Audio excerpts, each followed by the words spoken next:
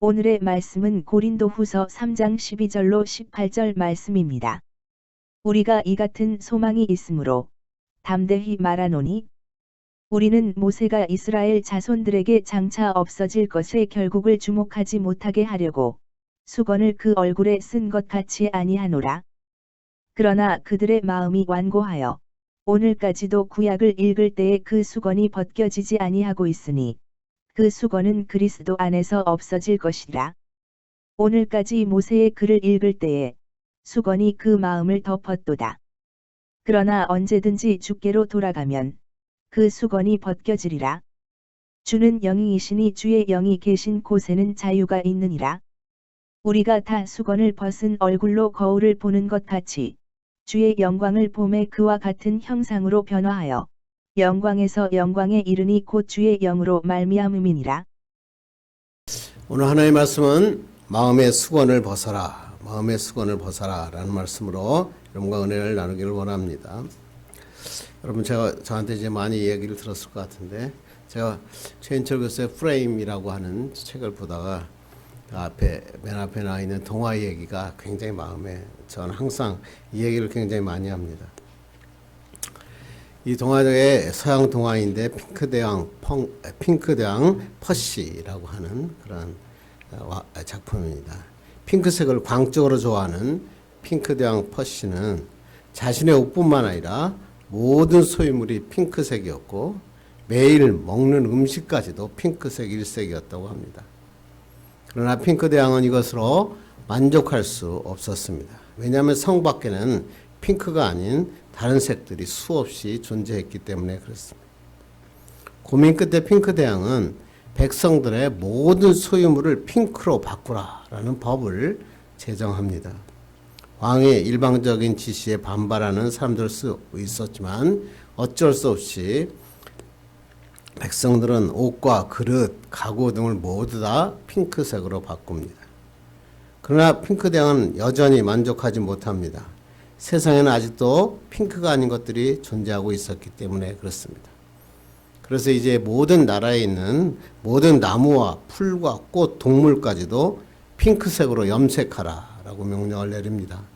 대규모의 군대가 동원돼서 산과 들로 다니면서 모든 사물을 핑크색으로 염색하는 진풍경이 연출되었다고 합니다. 심지어 동물도 태어나자마자 바로 핑크색으로 염색되었다고 합니다. 드디어 세상이 모든 것이 핑크로 변한 듯 보였습니다. 그런데 단 한 곳 핑크색으로 바꾸지 못한 곳이 있었는데 그것은 바로 하늘이었습니다. 아무리 무소불위의 권력을 가진 왕이라도 하늘을 핑크색으로 바꾸는 것은 불가능했습니다. 핑크대왕은 여러 방법을 찾고 시도했지만 모두 물거품이었고 마지막으로 자기 스승에게 이 묘책을 찾아달라고 명령합니다. 스승은 밤낮으로 고민한 끝에 기발한 묘책을 찾습니다. 그리고 핑크대왕에게 핑크색 안경을 선물로 주었습니다. 그 안경을 착용하고 보니까 하늘마저 핑크색으로 변해 있었습니다. 그래서 핑크대왕은 행복하게 살았다라고 하는 그런 얘기입니다. 저는 이 얘기를 굉장히 많이 합니다. 제자 훈련 때도 이 얘기를 많이 하고 이 이야기를 할 때마다 이런 생각을 합니다. 나는 어떤 안경을 쓰고 있을까? 우리가 어떤 안경을 쓰고 있느냐, 그거 얼마나 중요한지 모릅니다. 핑크색 안경을 쓰면 온 세상이 핑크색으로 보일 것이고 파란색 안경을 쓰면 파란색으로 보일 것이기 때문에 그렇습니다. 그래서 이 프레임이라고 하는 이 심리학 책에서는 이렇게 우리가 핑크색 안경을 쓰는 것을 프레임이다 이렇게 얘기합니다. 사람들은 자신의 고정관념이 틀에 있어서 어떤 틀을 가지고 세상을 바라본다는 것입니다. 자신도 모르게 사람들은 이 마음의 틀, 프레임을 갖게 되어서 그 틀로 세상을 바라보는 것입니다. 그래서 이 마음의 프레임, 마음의 안경이 밝고 아름다우면 세상을 밝고 아름답게 보고, 만일 그 마음의 안경에 먼지가 묻거나 금이가 있으면 세상 사람이 다 더럽고 깨어진 것으로 보일 수밖에 없기 때문에 그렇습니다. 그래서 우리의 마음의 창을 깨끗하게 만드는 것, 그것이 대단히 중요한 과제가 아닐 수 없다라고 하는 것입니다. 그래야 우리가 세상을 바라볼 때 바르게 볼 수 있고 정확하게 볼 수 있기 때문에 그렇습니다. 그래서 우리가 항상 그러잖아요. 믿음의 창을 갖자. 말씀의 창을 갖자. 믿음의 창, 말씀의 창을 보면 세상에 다 감사의 대상으로 보이고, 그렇지 않으면 세상은 다 불평의 대상으로 보인다. 우리가 그렇게 많이 말을 합니다. 그러므로 우리의 마음에 어떤 마음의 안경을 쓰고 있는지 항상 확인해야 됩니다. 말씀의 창, 믿음의 창, 그거로 세상을 보면 아무리 척박한 세상도 감사의 대상밖에 없다는 거죠. 그러면서 아름다운 열매를 맺을 수 있어요. 그런데 부정적인 마음, 그런 프레임으로 세상을 바라보면 세상은 부정적이고 비관적으로 보일 수밖에 없고, 세상을 보면 불평하고 비판할 수밖에 없는 것입니다. 이런 불신의 창을 딱 갖게 되면 하나님도 믿지 못합니다. 그리고 하나님께서 그에게 어떤 기적을 앞에서 보여주고 죽음에서 살려주시고 어려움에서 건져주셔도 하나님을 받아들이지 못합니다. 왜? 마음에 불신의 벽, 가림막이 탁 쳐 있어서 하나님을 바라볼 수 없기 때문에 그렇습니다. 그래서 우리가 정말 그리스도인으로서 올바른 삶을 살고 행복하고 건강한 삶을 살기 위해서는 우리의 마음을 가로막고 있는 이 불신의 벽, 불신의 수건, 불신의 안경을 다 벗어버려야 되는 것입니다. 이 불신의 수건을 마음에서 벗어버릴 때 진정으로 하나님의 영광을 볼 수 있고 아름다운 세계를 볼 수 있고 하나님이 준비하신 축복을 경험할 수 있기 때문에 그렇습니다. 그렇다면 중요한 것은 뭐냐면 어떻게 하면 우리가 이러한 마음의 수건, 불신의 벽, 그리고 이 부정적인 안경을 벗어볼 수 있을까? 하나님께서 나에게 보여주기 원하는 참된 축복의 삶의 영광을 어떻게 하면 우리가 보면서 살아갈 수 있을까? 이게 중요하겠죠. 오늘 본문은 그에 대한 해답을 오늘도 우리에게 설명하고 있습니다.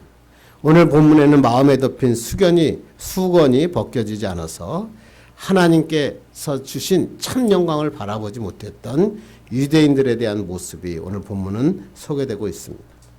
12절 읽겠습니다. 시작. 우리가 이 같은 소망이 있으므로 담대히 말하노니. 우리가 지난 시간에 살펴봤죠. 고린도 교회에 거짓 선생들이 가만히 들어와서 사도 바울의 사도권을 부정했다 그랬습니다. 그리고 구약의 율법을 지켜야 된다. 그래서 구약의 절기나 그것을 지켜야 된다고 성도를 막 부추겼습니다. 그래서 사도 바울은 여기에 대해서 부정하면서 너희들이 바로 나의 추천서다. 나의 편지다. 그렇게 설명하면서 사도 바울의 사도권에 대해서 설명하고 또 여기하기를 구약의 이 율법은 옛 언약이고 이제 이 옛 언약은 사라지고 예수 그리스도께서 오신 복음의 새 언약을 바라봐야 된다라고 지금 사도 바울은 고린도 교회에 설명하고 있는 것입니다.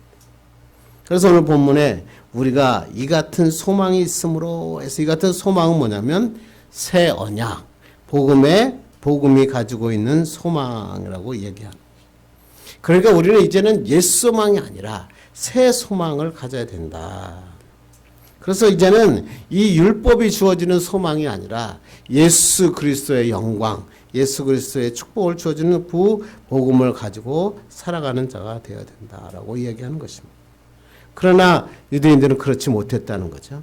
그들의 마음을 덮고 있는 그 수건이 있어서 하나님이 그 아름다운 영광을 우리에게 보여주고 하나님의 그 놀라운 그리스도의 영광을 우리에게 보여주셨지만 지금 이 고린도 교회의 교인들은 그 하나님의 영광을 바라보지 못했다라고 하는 것입니다. 그게 오늘 13절 말씀 읽겠습니다. 시작. 우리는 모세가 이스라엘 자손들에게 장차 없어질 것의 결국을 주목하지 못하게 하려고 수건을 그 얼굴에 쓴 것 같이 아니하노라. 여기서 수건이라는 말은 원어로 칼리마라고 하는 건데 우리 한국말로 수건으로 번역했지만 원래는 덮개, 휘장이라는 뜻이고 영어로는 베일이라는 뜻입니다. 그러니까 우리가 사용하는 타월, 손수건 이런 게 아니라 얼굴이나 머리를 가리기 위해서 사용되는 천을 얘기하고 지금도 아랍 사람들 히잡이라고 그래가지고 다른 사람들이 자기 얼굴을 보지 못하도록 얼굴을 가리고 다니는 것이 있죠. 이것이 바로 칼리마, 오늘 본문의 수건이라고 하는 원어인 것입니다. 그래서 오늘 본문은 사도 출애굽기 34장과 35장 모세가 시내산에서 내려올 때 십계명을 가지고 내려올 때 얼굴에 수건을 쓴 사건을 사도 바울이 해석하고 설명해 주고 있는 너무나 귀한 말씀인 것입니다. 우리 한번 출애굽기 34장 29절 읽겠습니다. 시작. 모세가 그 증거의 두 판을 모세의 손에 들고 시내의 산에서 내려오니 그 산에서 내려올 때에 모세는 자기가 여호와와 말하였으므로 말미암아 얼굴 피부에 광채가 나나 깨닫지 못하였더라. 지금 모세가 두 번째 돌판을 가지고 산에서 내려왔어요. 첫 번째 돌판이 산에서 갖고 내려왔을 때는 이 모세가 잠깐 없어지니까 이스라엘 유대 민족들이 어떻게 해요? 금송아지를 만들어서 우상숭배에 빠져 있는 것을 모세가 발견하죠. 모세가 화가 나가지고 그 첫 번째 돌판을 깨트려 버려요. 그러고 났는데 하나님께서 다시 기회를 주셔서 두 번째 산에 올라가서 하나님을 대면하고 다시 두 번째 돌판을 가지고 내려오는 그런 중요한 장면입니다. 그때 하나님과 대면했던 모세에서 하나님의 영광의 광채가 확 번쩍였다라고 하는 것입니다. 그런데 이 광채가 났는데 어떤 일이 일어나죠? 우리 34장 33절 읽겠습니다. 시작. 모세가 그들에게 말하기를 마치고 수건으로 자기 얼굴을 가렸더라. 모세가 여호와 앞에서 말할 때는 수건을 분명히 벗고 있었죠. 그리고 내려와서 모세가 사람들에게 하나님의 말씀을 전합니다. 그 전하고 난 다음에 수건으로 자기 얼굴을 가립니다. 왜 모세가 이때 모세가 자기 얼굴을 수건으로 가렸을까요?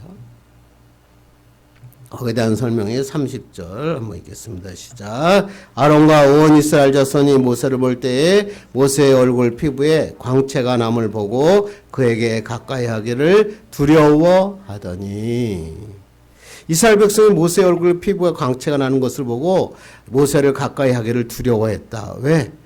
하나님의 모세의 광채를 보니까 하나님의 영광을 보는 거잖아요. 그러니까 갑자기 자기들의 잘못된 것들이 생각나고 그들이 두려워했다라고 이야기합니다. 그런데 이 출애굽기에서는 모세가 이것 외에 왜 수건을 가렸느냐에 대한 정확한 이유를 설명하지 않습니다. 그런데 오늘 사도 바울이 모세가 왜 얼굴을 가렸느냐에 대해서 정확하게 오늘 본문에 설명하고 있습니다.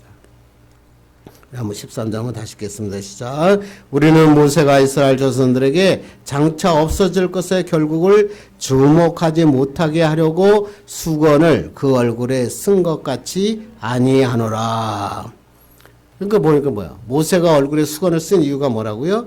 장차 없어질 것의 결국을 주목하지 못하게 하려고 수건을 썼다. 그런 얘기죠.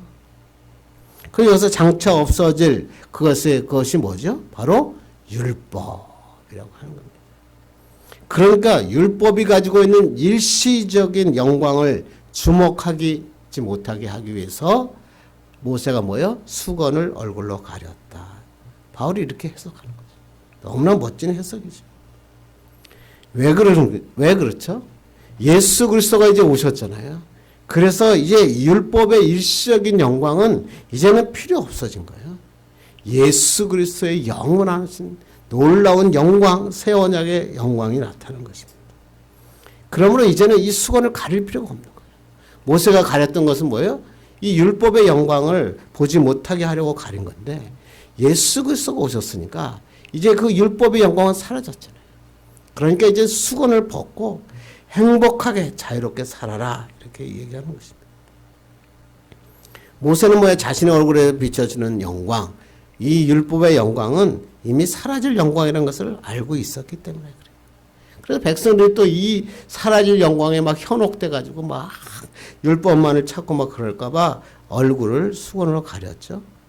그런데 예수 그리스도께서 오셨어요. 이제 율법은 완성되었어요. 이제는 하나님의 새로운 시대가 되었다는 거예요. 그러니까 유대인들아, 너희들은 수건을 벗어라 이런 얘기죠. 그런데 오늘 14절 볼까요? 14절 봅니다. 시작. 그러나 그들의 마음이 완고하여 오늘까지도 구약을 읽을 때에 그 수건이 벗겨지지 아니하고 있으니 그 수건은 그리스도 안에서 없어질 것이니라.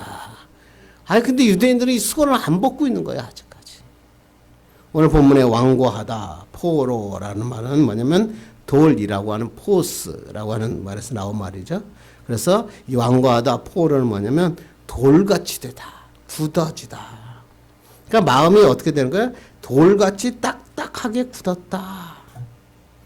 다른 성경을 보면 여기서 고집이 세다, 눈이 멀었다 이렇게 번역하기도 합니다. 그러니까 유대인의 마음이 막 굳어진 거예요. 완악해진 거예요. 딱딱해지는 거예요. 마음의 눈이 먼 상태가 됐다는 거예요. 그래서 하나님의 말씀을 봐야 되는데 자기들의 수건, 프레임으로 자꾸만 하나님의 말씀을 읽고 있다는 거예요. 그러니까 하나님의 말씀, 하나님의 영광이 안 보이는 거죠. 하나님의 광채를 볼 수 없는 수건을 가득 채우고 있다는 거죠. 오늘까지도 그 수건이 벗겨지지 않고 유대인들의 마음에 씌워져 있었습니다. 하나님과 유대인 사이에 가림막이 탁 생긴 거예요. 하나님의 영광을 보였는데 못 보는 거예요. 성경을 왜곡되게 해석하는 거예요. 하나님과의 관계가 멀어지는 거예요. 하나님의 영광을 보지 못하는 거죠. 이게 유대인만 그랬으면 좋겠는데 우리도 마찬가지예요. 우리 마음속에서 하나님의 축복을 가로막는 부정적인 수건이 칵 차는 거예요. 불신앙의 편견의 수건이 덮여 있어요. 예수를 믿는데 마음이 완악해지는 거예요. 자꾸만 돌 같아지는 거예요. 서로를 믿지 못해요. 그리스도의 사랑을 전하지 못하는 거예요. 우리가 해야 될 일은 뭐예요? 이런 마음의 수건을 벗어버려야 돼요. 내 생각, 내 프레임을 벗어야 돼요. 과거에 가졌던 율법의 프레임을 벗어버려야 돼요. 마음의 가림막을 벗어버리면 하나님의 영광을 볼 수 있다. 오늘 우리 이렇게 성경은 얘기하고 있다고 하는 것입니다. 예수전단에 가면 여러분 DTS 프로그램 많이 하셨죠. 여기에 다림줄이라고 하는 내적 치유 강좌 순서가 있습니다. 이 다림줄은 뭐냐면 아모스 선지사에 나오는 이스라엘 백성을 향한 하나님의 기준, 이게 다림줄이죠. 이 치유 프로그램을 만든 사람이 브루스 탐슨이라고 하는 박사인데 뉴질랜드 출신의 의사입니다. 하와이 코나에 있는 열방대학의 상담 보건대학을 설립한 사람이죠. 이 탐슨이라고 하는 그 박사가 마약 중독자인 레어리를 치유합니다. 치유하면서 그의 반항과 거절의 심리, 이것을 쫙 분석해 보니까 그들이 이 반항과 거절의 심리가 아버지로부터 왔다는 것을 발견하게 됩니다. 아버지로부터 받은 깊은 상처 때문에 이 마약의 중독자가 되었고 세상을 반항하고 거절하며 사는 것을 발견하게 됩니다. 그리고 다른 사람들을 또 더 조사를 해봤더니 레이어뿐만 아니라 대부분의 많은 사람들이 권위자, 그러니까 부모는 또는 선생 또는 친척에 의해서 받은 상처로 말미암아 마음의 두 개의 벽을 가지고 있다는 것입니다. 왼쪽에는 어떤 벽이냐면 거절이라는 벽이고 오른쪽에는 뭐야? 반항이라는 벽을 세우게 된다는 것입니다. 그래서 많은 사람들이 그렇게 이 노래에서 거절과 반항이라는 벽을 갖고 있는데 다 숨깁니다. 그리고 다 피하려고 합니다. 근데 이 왼쪽에 이 거절이라고 하는 벽을 딱 쌓게 되면 어떻게 되냐면 슬픔이 나오고 자기 증오가 생기고 우울증이 생기고 죄의식이 생기고 낙심하고 절망하게 됩니다. 그래서 심지어는 자살하게 된다. 그게 바로 왼쪽에 거절. 부모로부터 거절당하고 부모로부터 항상 이런 상처를 받은 사람들이 너무나 많이 있다는 거죠. 오른쪽에는 이제 거절감이 생기다 보면 오른쪽에 반항이라는 벽을 세우게 된다고 하는 것입니다. 이 반항이 딱 생겼으면 적개심이 나타나고 자만심이 생기고 완고함이 생기고 고집이 생기고 쓴뿌리가 생기고 원망하는 벽돌을 차곡차곡 쌓게 됐어요. 결국엔 심하게 되면 남을 죽이는 살인이라는 일을 행동을 한다고 하는 것입니다. 그래서 이 거절과 이 원망이라는 두 개의 벽을 사람들이 딱 쌓고 있으니까 사람이 행복하지 못하는 거예요. 그래서 이 박사는 어떻게 해야 되느냐. 이 우리들이 갖고 있는 상처를 치유하기 위해서는 하나님이 세우신 기준을 깨달아야겠다. 그래서 이 벽을 다 부서뜨려야겠다. 내 마음의 벽, 거절과 이 마음의 벽, 반항이라는 벽을 깨트리는 것이 중요하다라고 얘기하면서 그것을 치유하게 됩니다. 그래서 이 치유하는 방법을 이 탐슨 박사가 발견합니다. 그게 뭐냐면 요한복음 3장 16절 하나님이 세상을 이처럼 사랑하사 독생자를 주셨으니 이는 저를 믿는 자마다 멸망치 않고 영생을 얻게 하려 하심이라.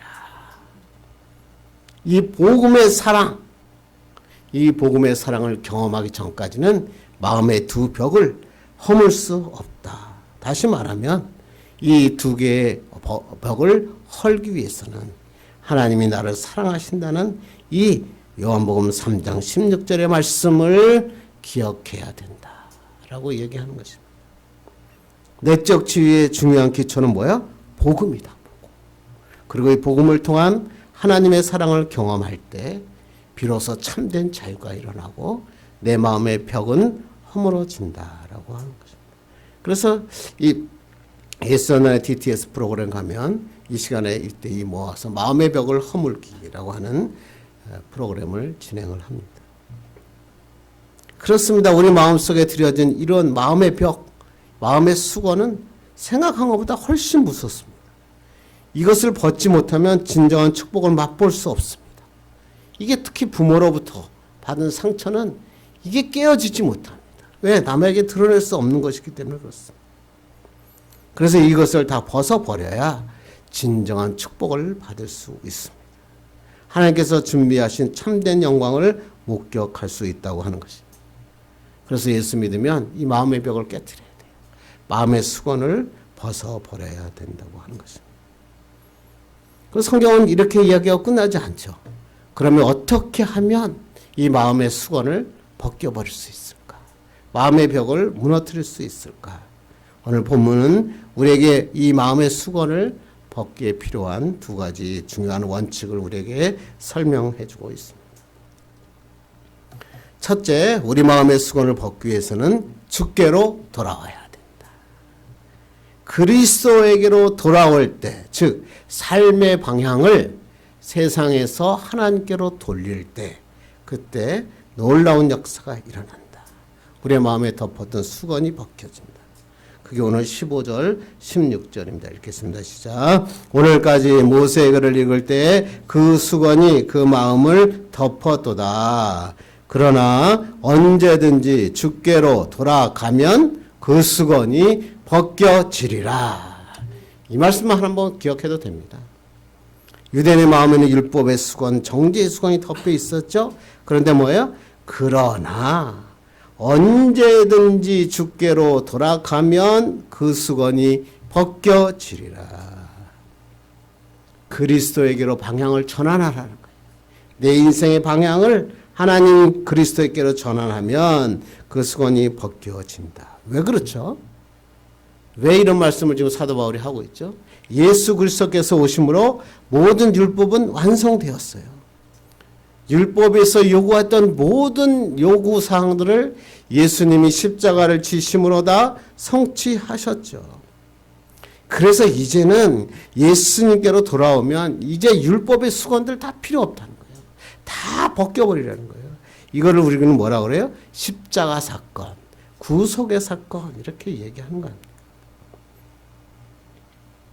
그러므로 예수께서 오셔서 십자가를 지셔서 율법에서 요구하는 모든 것을 완성시켰으므로 우리가 할 일은 어떻게 하면 돼요?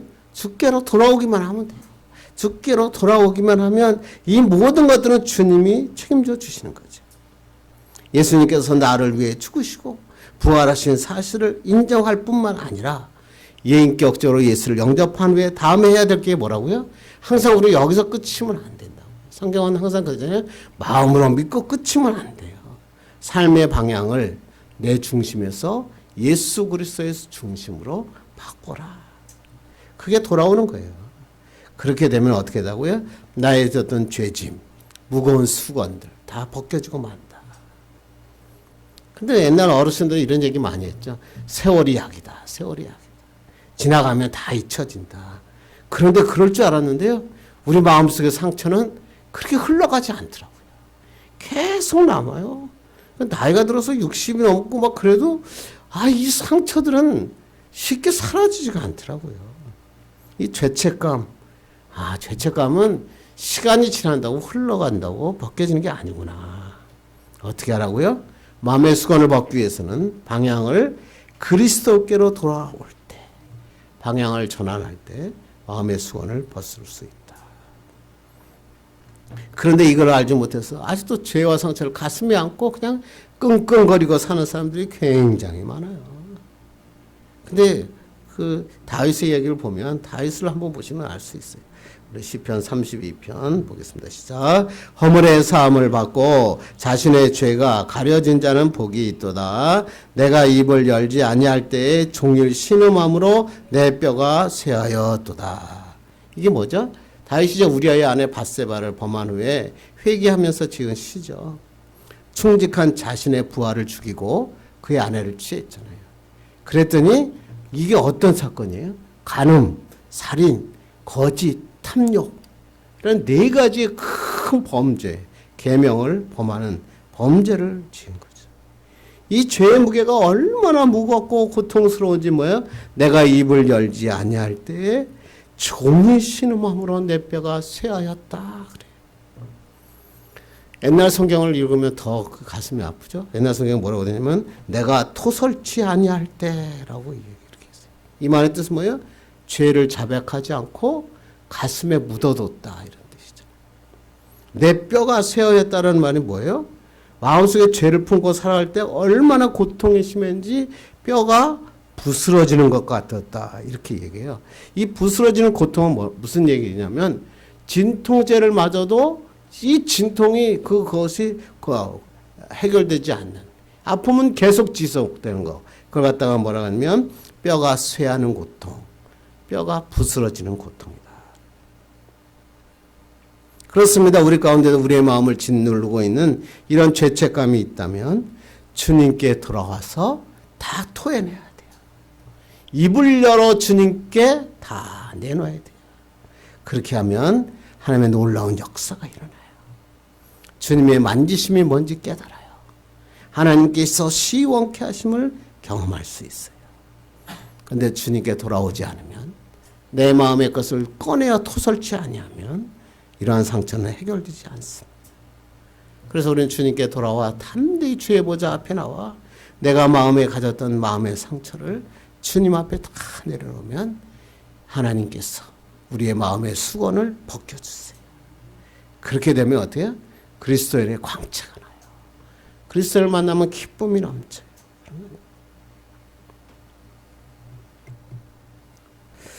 이 사람은 엘리사 알브라토 호프만이라고 하는 목사님입니다. 1894년 어느 따뜻한 날 목사님이 한 교인의 집을 방문하고 있었는데 그 집 주인이, 그 집 부인이 무슨 일인지 비통해하다가 목사님을 보자 막 쓰러질 듯 달려들어서 막 울부짖습니다. 목사님, 나는 이제 죽을 수밖에 없는 사람입니다. 어찌하면 좋습니까? 어찌하면 좋습니까? 이때 호프만 목사님이 이렇게 얘기합니다. 예수 앞에 아뢰십시오. 그렇게 신방을 마치고 집에 돌아온 목사님은 그 여인에게 했던 말이 자꾸만 머리에 들어옵니다. 야, 근데 이거 갖고는 좀 부족한 것 같다. 그래서 그는 한편의 찬송을 지어서 그 부인에게 주어야겠다라고 생각합니다. 주님께서는 수고하고 무거운 짐진 자들아 다 내게로 오라. 내가 너희를 쉬게 하리라 하지 아니하는가. 그런데 왜 우리는 하늘 마치 나쁜 사람처럼 왜 전전긍긍하고 있는가. 그래서 그 호프만 목사님은 그 부인을 위해서 시를 적고 그곳에서 작곡까지 합니다. 그게 바로 우리가 아까 찬양 때 불렀던 찬송입니다. 마음의 시험 무거운 죄를 주 예수 앞에 아뢰이면 예수는 나의 능력이 되사 세상을 이길 힘주시네. 무거운 짐을 나 홀로 지고 견디다 못해 쓰러질 때 불쌍히 여겨 구원해 주리 은혜의 주님 오직 예수. 자매는 이 곡을 듣고 주님께 나와 죄를 자박했습니다. 십자가를 붙잡습니다. 기도하기 시작했습니다. 오랜 시간의 기도가 끝난 후에 그 부인의 가슴에 어둠이 다 떠났습니다. 기도를 마치고 일어서는 그 여자 성도의 모습에서는 밝고 빛난 하나님의 광채가 나타났다. 이게 바로 축복이죠. 우리는 이 소망을 붙잡고 사는 사람입니다.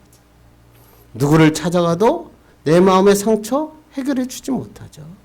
그런데 예수님 앞에 십자가의 앞에 나가서 내 삶의 방향을 돌려서 하나님 앞에 나와 내 모든 것을 자백하고 토해내면 나를 아시는 주님께서 나를 인도해 주시고 모든 수건들을 벗겨주시고 죄책감을 벗겨주시고 하나님의 역사하심을 이루게 하십니다.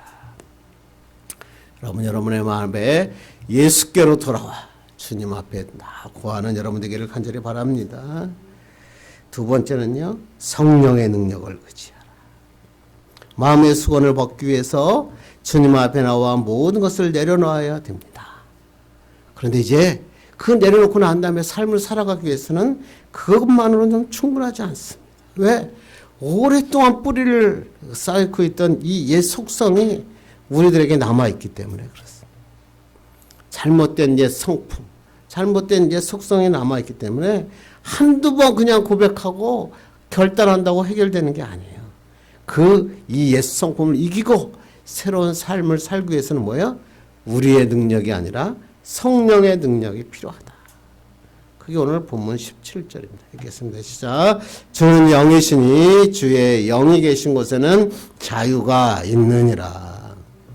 한글 성경에는 빠져 있는데요. 원문을 봤더니 지금, now라는 단어가 원문에 더 적혀 있습니다. 그러니까 주는 영이시니 앞에 now가 써 있는 거예요. 지금 주님이 영이시다. 그래서 공동번역을 봤더니 이렇게 얘기합니다. 주님은 곧 성령님이십니다. 이렇게 번역했어요. 아, 지금 내 안에 계신 주님이 누구라고요? 성령님이시다. 그러니까 지금 내 안에 계신 성령님이 계시면 자유함이 있다. 우리가 주님께로 돌아오면 성령께서 우리 마음에 계시고 지금 내 안에 계신 이 성령님으로 인하여 모든 결박을 풀어 자유롭게 살 수 있다. 그래서 사도 바울 로마서에서는 이렇게 얘기합니다. 이렇게 했습니다. 시작. 이는 그리스도 예수 안에 있는 생명의 성령의 법이 죄와 사망의 법에서 너를 해방하였습니다. 자, 이 말씀만 읽어도 막 은혜가 되잖아요. 성령께서 우리의 힘으로 할 수 없는 죄와 사망의 법에서 해방시키셨다. 생명의 성령의 법이. 성령은 자유케 하는 영이 있지 않습니까? 우리의 성령의 능력이 우리에게 임하면 우리에게 죄악을 가지고 있던 모든 것들이 사라지기 시작하는 것입니다. 그래서 우리가 마음의 수건을 벗고 정말로 진정한 자유의 삶을 살기 위해서는 성령님의 능력을 의지해야 된다. 자유라는 게 아무것도 얽매이지 않고 내가 하고 싶은 대로 내 멋대로 하는 거다. 그게 아니죠. 자유는 뭐예요? 참된 자유 안에 살아가는 거예요. 낙하산을 타고 내려올 때 낙하산이 끊어져서 아무것도 없으면 죽는 거죠. 그러나 내가 정말 안전한 낙하산의 줄에 묶이고 정말 올바른 길을 걸어갈 때 참된 자유가 오는 것 아닙니까? 그러므로 우리는 주님께 돌아와서 정말 주님께 성령께 붙잡힌 자로 살아야 되는 것입니다. 그렇게 되면 어떤 일이 일어납니까?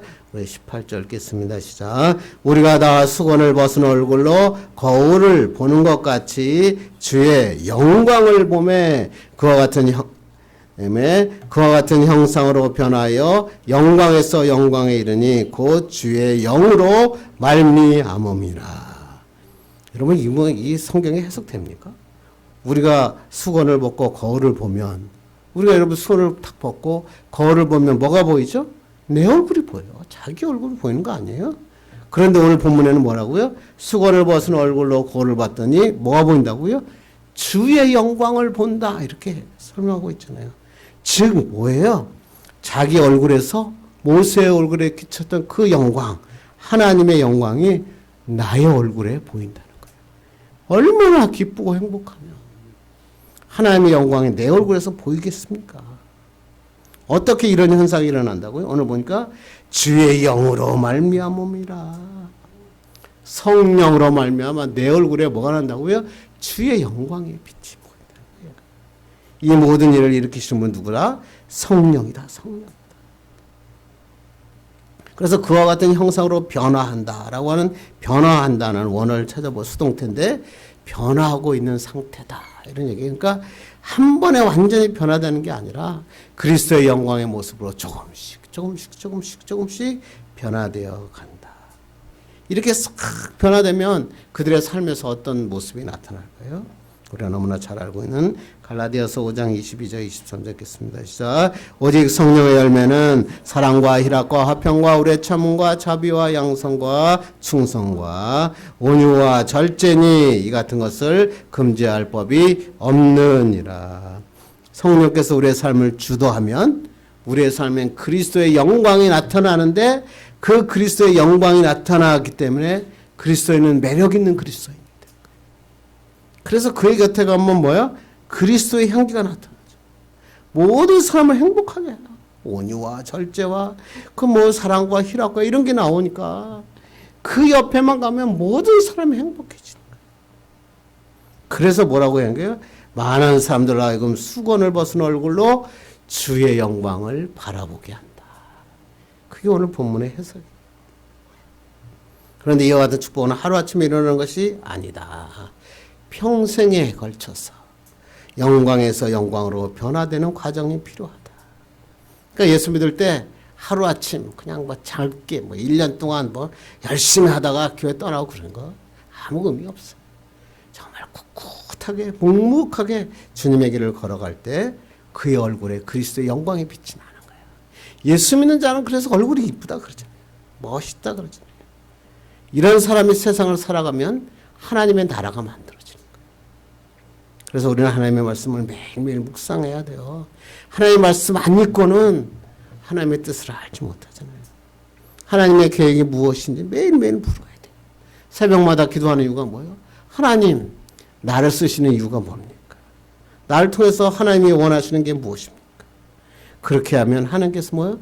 성령께서 우리에 오셔서 우리의 마음을 만져주시고 성령님과 통행하시고 그렇게 되면 어떻게 해요? 세상에 끌려가는 인생이 아니라 세상을 끌고 다니는 인생으로 붙잡게 살게 됩니다. 이것을 우리는 뭐예요? 성령께 붙잡힌 삶이다. 그런 얘기하잖아요. 요새 뭐 텔레비에서 엄청나게 인기를 끌고 있는 사람이 오은영 박사죠. 참 대단한 분이더라고요. 저도 몇 번 프로를 봤는데 참 재미있더라고요. 국민 육아 멘토다라고 해서 오은영 박사가 있는데 이 오은영 박사는 우리 아이가 달라졌어요 라고 하는 거에서 엄청나게 알려졌죠. 지금은 이제 금쪽 같은 데서 뭐 금쪽 상담소 뭐 그래가지고 프로를 5개인가 뭐 이 정도 맡고 있더라고요. 특히 이제 우리 아이가 달라졌어요는 2005년부터 시작해서 2015년까지 무려 11년 동안 방영된 프로그램이죠. 이때 방송에 나가는 시간은 1시간밖에 안 되는데 이 아이와 12시간을 함께 있었다. 그래서 12시간과 함께 하면서 이들을 통해서 하나님의 사랑을 전하고 그 가정들이 치유를 받게 됐습니다. 그런데 이 오은영 박사는 항상 이렇게 육아에 대한 진심 어린 조언을 들려주었지만 그의 삶은 그렇게 순탄한 것만 아니었다고 합니다. 그에게 아주 큰 고난이 있었다 그래요. 그녀는 팔싹둥이로 태어났다 그러고 태어날 때 몸무게가 1.9kg밖에 안 됐다. 아주 위험한 상태로 태어났다고 합니다. 성장하면서 편식도 너무 심해서 잔병치레도 많고 아주 마르고 아주 약한 그런 아이였다고 합니다. 그런데 그때 그녀에게 많은 힘을 주고 그를 이끌어주고 위로를 해줬던 사람이 바로 아버지였다. 그래서 아버지가 많은 사람들이 이 오 박사가 왜 이렇게 키도 작고 이렇게 그러냐 그리고 팔석둥이다 그렇게 얘기하면 항상 사람들에게 이야기했답니다. 한 명에도 칠삭둥이었다.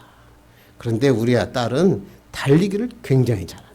그래서 모든 사람들에게 항상 오은영 박사를 칭찬하고 많은 사람들에게 덧세웠다고 그럽니다. 그래서 이 오은영 박사는 이 아버지의 사랑으로 건강하게 자랄 수 있었다고 합니다. 그런데 그녀가 중학교 1학년 때 아버지가 위암 판정을 받습니다. 그때 아버지가 적금 통장을 내면서 이거면 너희들 대학 등록금 갈 거니까 무리 없다. 아버지 신상에 문제가 생기더라도 어머니와 함께 잘 살아야 된다라고 얘기했습니다. 유언처럼 들렸다고 합니다. 그러자 나이롱 신자였던 이 오은영 그녀가 하나님께 기도했다고 합니다. 하나님, 우리 아버지 건강만 찾게 해주시면 내가 열심히 공부해서 의사가 되겠습니다. 그래서 힘들고 아프고 마음이 가난한 자들을 위해서 최선을 다하겠습니다. 그리고 밤새 울고 하나님께 매달렸습니다. 그리고 아버지는 건강을 다시 찾았습니다. 연세대학교 의대에 갔는데 중학교 1학년 때 기도했던 기도가 다시 생각납니다. 힘들고 아프고 마음이 가난한 자들을 위해서 할 수 있는 것이 뭘까? 그래서 찾아봤더니 정신건강의학과였다. 그리고 소아청소년과를 다시 전공했다. 그래서 마음이 아픈 사람을 치유하기 시작했다고 합니다. 그래서 열심히 최선을 다해서 치유하고 있었는데 2008년에 청천벽력 같은 말을 들었다고 합니다. 대장암 선고를 받았고 3개월 시한부일 수도 있다라고 얘기했습니다. 이때 오 박사는 또 다시 하나님 앞에 기도했다고 합니다. 하나님, 염치가 없지만 하나님의 말씀대로 살지 못해서 죄송하지만 또 염치 없이 부탁을 드립니다. 이제 다시 한번 나에게 건강을 찾게 해주시면 내가 정말로 마음이 힘들고 마음이 가난한 자들을 위해서 최선을 다하겠습니다. 그리고 또 하나님 앞에 기도했다. 그랬더니 막상 담낭의 악성 종양이 아니었고 대장암도 초기였다고 합니다. 하나님께서는 건강을 주셨고 더 열심히 이제는 마음이 가난하고 마음의 상처를 받은 자를 위해서 하나님이 주신 사명으로 깨닫고 최선을 다했다고 하는 것입니다. 이 오박사 항상 하는 건 뭐죠? 부모의 공감과 인정이 자녀의 인생을 바꾼다. 절대 아이 때리지 말아라. 자식은 싸워서 이길 대상이 아니다. 부모의 칭찬과 인정이 자녀들의 가능성을 열어준다. 그래서 그는 마지막에 항상 강연을 마치고 이렇게 얘기합니다. 엄마는 놀랍고 위대한 사람입니다. 그러므로 여러분도 놀랍고 위대한 사람입니다. 그래서 어머니들에게 힘과 용기를 주고 자녀들을 정말 인정하고 잘 보살피라고 얘기합니다. 근데 이 오박사의 아버지는 90이 넘으셨다고 그런 것 같은데 아직도 살아있다고 합니다. 그래서 그녀는 오박사는 하나님께 주신 아버지와 자신의 건강에 대해서 감사하고 마음이 상하고 마음이 지치고 가난한 자들을 위해 최선을 다하는데 하나님이 나에게 주신 사명이다. 이렇게 깨닫고 일한다. 그렇게 얘기합니다. 하나님의 사람은 이런 사명이 필요하지 않아요? 우리는 성령의 능력으로 새롭게 되었잖아요. 이제 이 새 생명을 얻고 영적인 건강을 되찾았으니까 이제는 이걸 가지고 주님이 나에게 주신 사명을 감당해야 돼요. 세상에 나가서 쓰러져 있는 자들을 치유하고 그들을 복음의 능력으로 치유하고 하나님의 놀라운 세상으로 만들어 갑니다. 이렇게 만들어 가면 세상은 거칠고 힘든 세상이 아니에요. 거짓이 난무하는 세상이 아니라 행복과 기쁨이 가득한 하나님의 나라가 될 수 있다고 하는 것입니다. 이제 말씀을 맺으려고 합니다. 특히 요새 보면 이 세상에는 우리를 도와줄 사람이 하나도 없더라고요. TV를 켜기가 싫죠. 뉴스를 보기가 싫습니다. 우리의 마음을 붙일 곳이 하나도 없더라고요. 저도 어렸을 때는 성공하면 된다고 생각했어요. 그런데 성공도 쉽지 않더라고요. 또 뿐만 아니라 성공한다고 해도 나를 지켜주지 못하더라고요. 순식간에 무너지는 거예요. 아무리 애쓰고 찾아봐도 우리의 마음의 갈증, 우리의 마음의 수건을 벗겨줄 것은 하나도 없더라고요.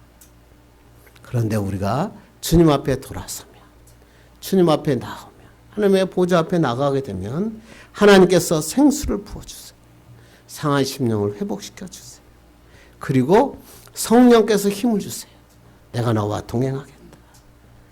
그러므로 우리는 답답한 현실을 바라보고 절망하며 사지 마시고 하나님을 바라보며 달려가기를 간절히 바랍니다. 이 하나님의 영광이 세상에 전해지면 하나님의 축복의 나라가 임하고 하나님의 역사가 일어납니다. 이런 축복의 사람들 되어서 마음에 여러분의 수고를 다 벗어버리고 하나님의 영광을 세상에 증거하는 자 되기를 주님의 이름으로 축원합니다. 기도하겠습니다. 하나님 아버지 감사합니다.